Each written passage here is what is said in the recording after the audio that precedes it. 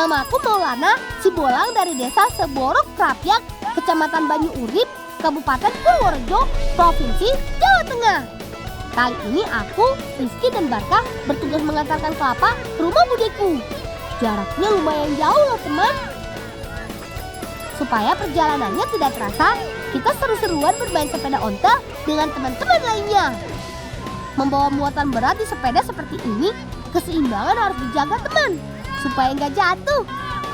Jaga jarak ya teman, jangan sampai bersenggolan.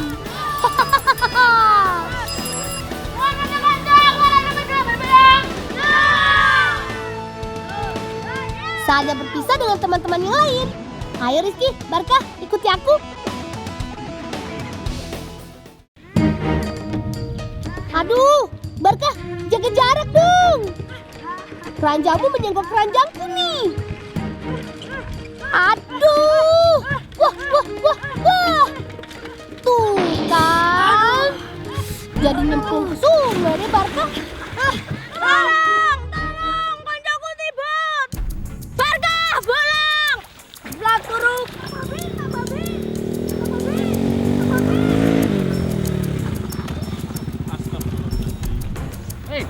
Nang apa nih? Tibut, Pak. Aduh, hati-hati makane. Ora bareng banter-banteran. Koncoku, Pak. Astagfirullahaladzim.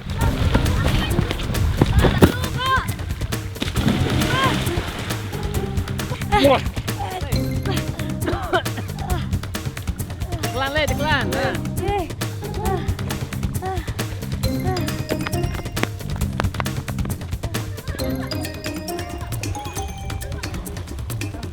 Pulang. Sing hati-hati nek dolanan, yo. Pak. Aja kebut-kebutan mbak sepedane. Yo. Iya, Pak.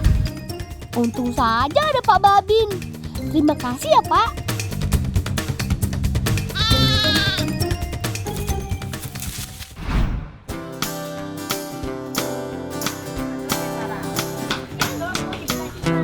Nah, ini dia teman rumah budeku. Beliau seorang pengusaha pembuatan minyak kelapa.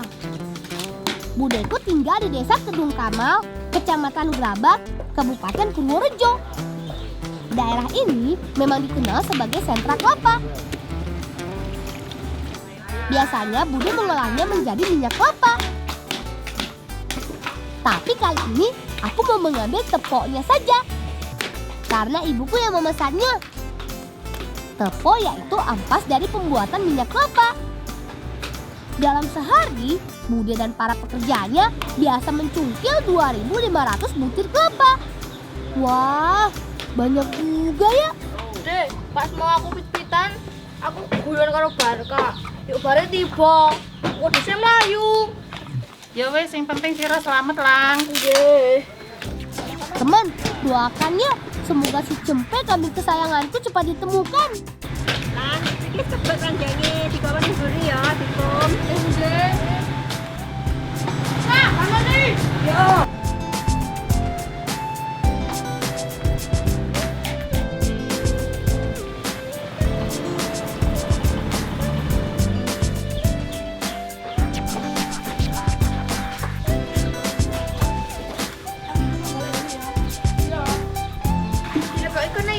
Sidik-sidik dek dadi kok. Nih, Mbak.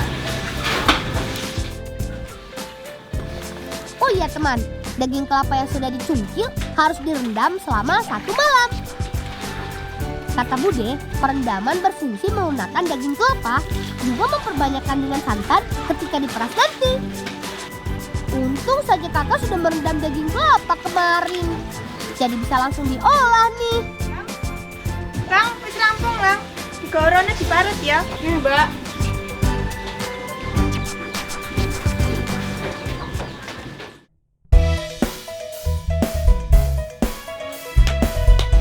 Nah, daging kelapa yang sudah direndam ini kemudian diparut.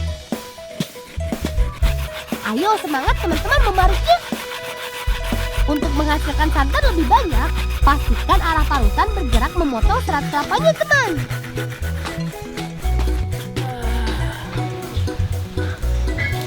Parutane dilebokke cething lang didek. Nggih, Bu.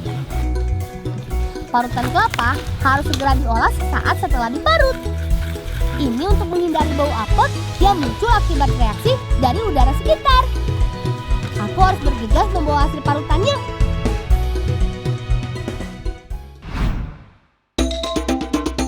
Nah, ini tahapan selanjutnya, teman. Hasil parutan kita peras untuk diambil santannya. Memeras parutan kelapa dilakukan dengan cara menginjak-injak. Eits, yang pasti kaki kita harus dicuci bersih ya. Parutan diinjak-injak kurang lebih setengah jam, teman. Dengan menginjak-injak, tenaga yang dihasilkan akan lebih besar daripada memeras dengan tangan. Secara berkala, keranjang disiram dengan air hangat, sehingga parutan akan kembali basah dan terus mengeluarkan santan. Air santan akan mengalir melalui bambu dan ditampung di bak penampungan di dekat tungku. Bak berfungsi sebagai pengendapan santan. Yang diolah adalah bagian atas yang mengapung atau biasa disebut kepala santan. Sedangkan bagian bawah hanyalah air yang dipakai untuk menyiram parutan tadi. Kepala santan diambil kemudian direbus dalam wajan khusus. Perebusan akan dilakukan selama kurang lebih 2 jam.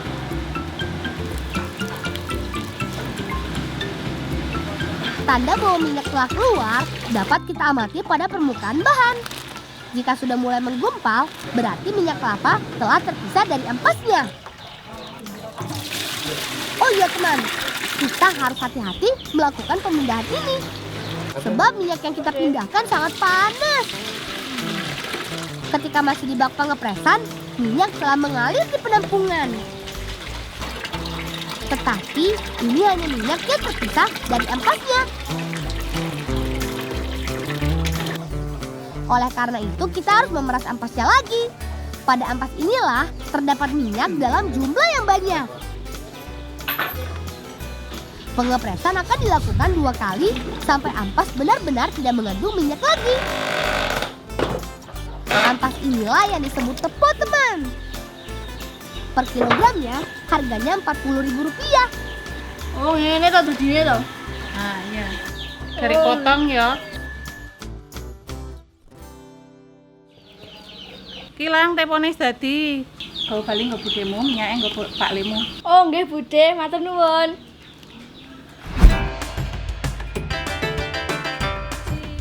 Saatnya mengolah tepo menjadi panganan lezat berselera.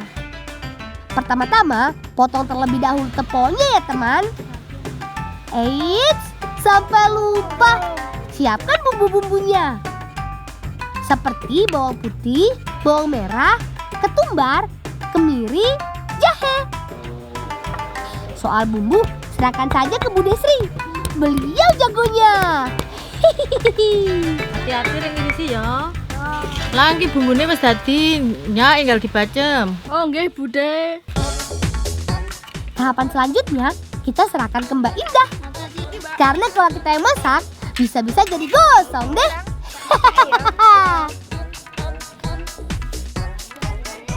Masukkan bumbunya terlebih dahulu ya. Tunggu sampai aromanya benar-benar terasa. Masukkan juga gula merah. Tunggu sampai mencair. Kemudian masukkan daun salamnya. Kalau sudah matang bumbunya, baru nih masukkan teponya. Aduk sampai merata agar bumbunya meresap. Tunggu deh sampai matang.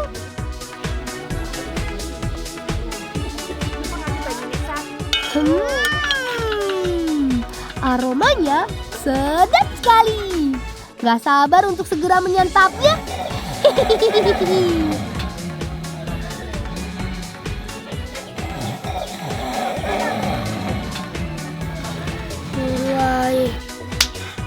Sekolah di. Reza, dasar kamu ini.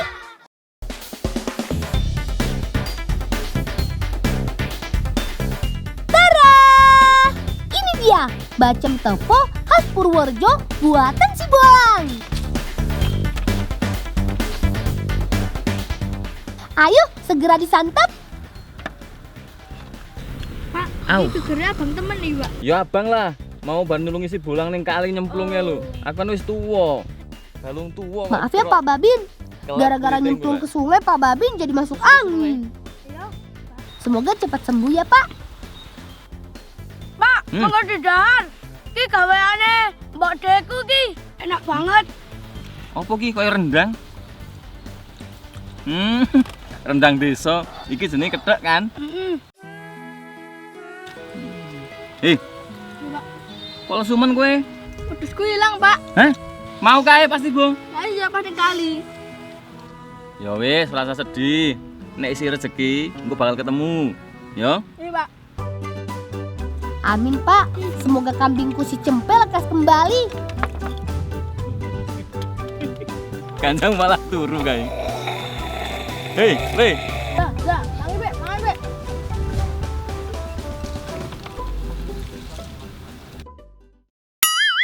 Loh, kok ketentek? Reza, kamu sih tidur terus.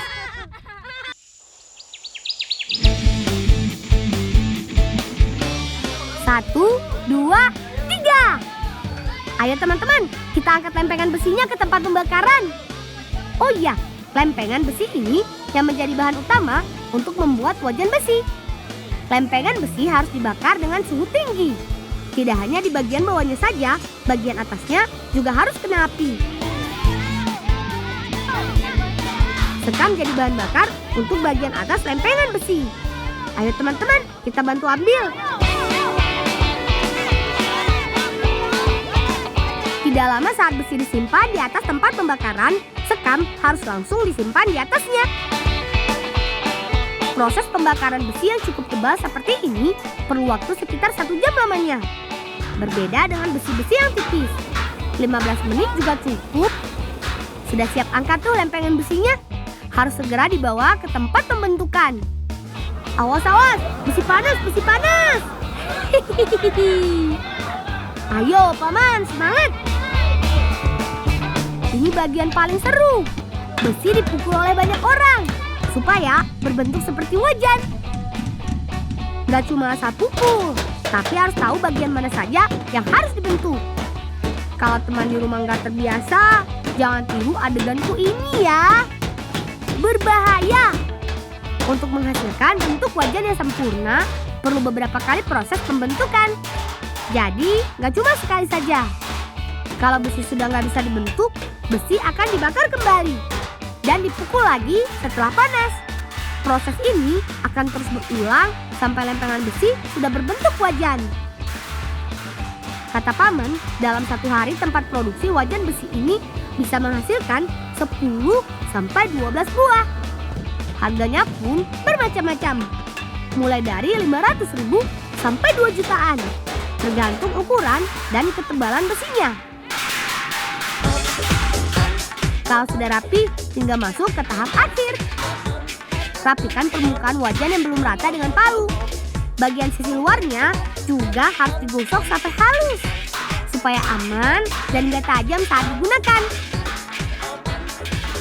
Lang iki wis mari enok nemanin Paman. Jadi wajane go mulai ae ya. Yo.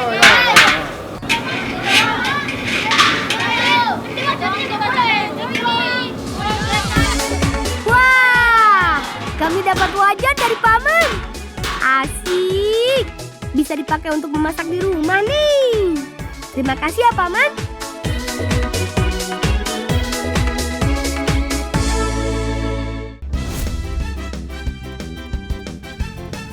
Teman, ayo ikut aku panen jahe.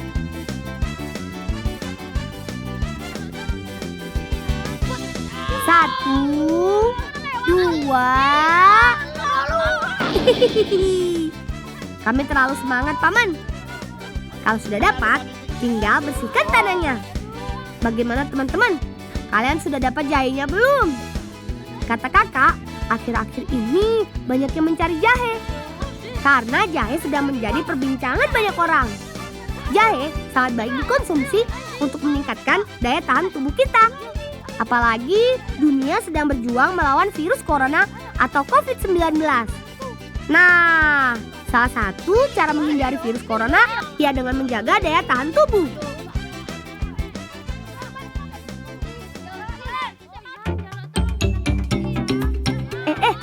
Kalau sudah banyak, ayo kumpulkan jahenya.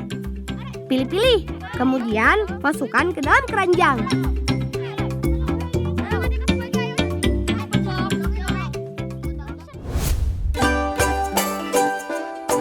Kami punya cara asik untuk menikmati jahe yang kaya akan manfaat. Dijamin deh, teman di rumah juga pasti suka. Kita akan membuat enting-enting jahe. Siapkan dulu bahan-bahannya nih. Gampang kok.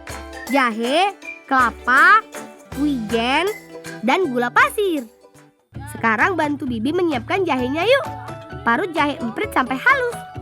Kalau kata Bibi, walaupun bentuknya kecil, jahe emprit punya aroma dan rasa yang lebih kuat. Dengan cara diparut seperti ini, aroma dan sari jahe akan keluar dengan baik. Selanjutnya, parutan jahe dicampur dengan parutan kelapa. Aduk sampai rata.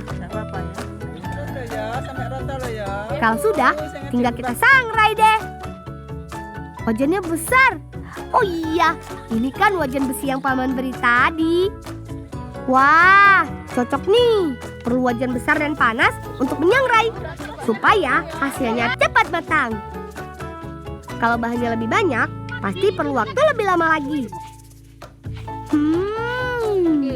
Aroma khas kelapa sangrai ditambah jahe makin menggugah selera nih.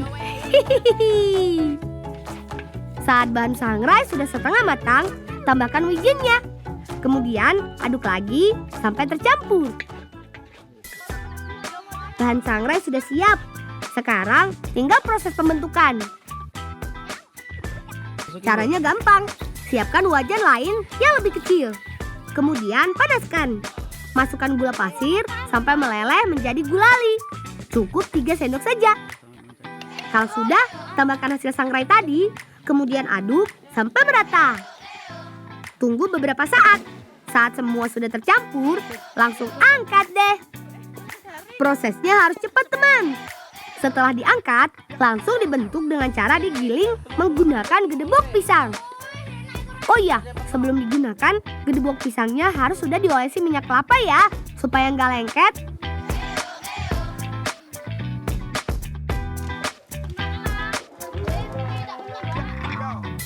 Kalau sudah benar-benar tipis, tinggal potong-potong deh.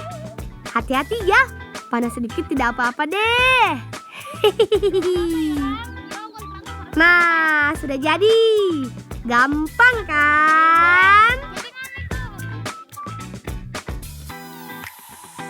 Enting-enting jahenya sudah jadi. Tinggal kita makan bareng-bareng deh.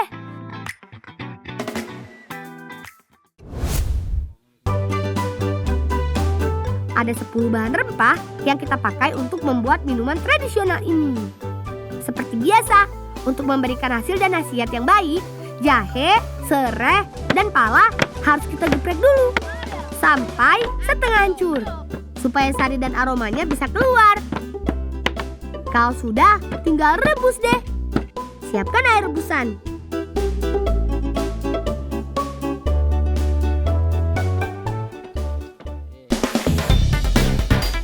Kalau sudah, tinggal masukkan deh semua bahan rempahnya. Proses merebusnya kurang lebih 1 jam. Selain banyak mengandung antioksidan, semua bahan yang kita rebus ini juga beberapa mengandung minyak atsiri dan aromatik yang tentu baik untuk kesehatan. Sepertinya sudah matang. Yuk kita angkat. Tuh, airnya sudah berubah warna menjadi merah pekat. Wah, ini sih minuman legenda yang sebenarnya dari dulu sudah biasa dibuat. Saatnya makan-makan. Memang paling cocok saat cuaca dingin atau musim hujan seperti ini, makan dan minum berbahan jahe. Selain bisa menghangatkan tubuh karena rasa dan aromanya, jahe juga punya khasiat yang baik untuk kesehatan. Rajin mengkonsumsi jahe bisa meningkatkan kekebalan tubuh kita loh. Kalau daya tahan tubuh kita kuat, jenis penyakit apapun pasti akan keok saat masuk ke dalam tubuh. Semoga kita semua terlindung dari wabah dan selalu diberikan kesehatan. Amin.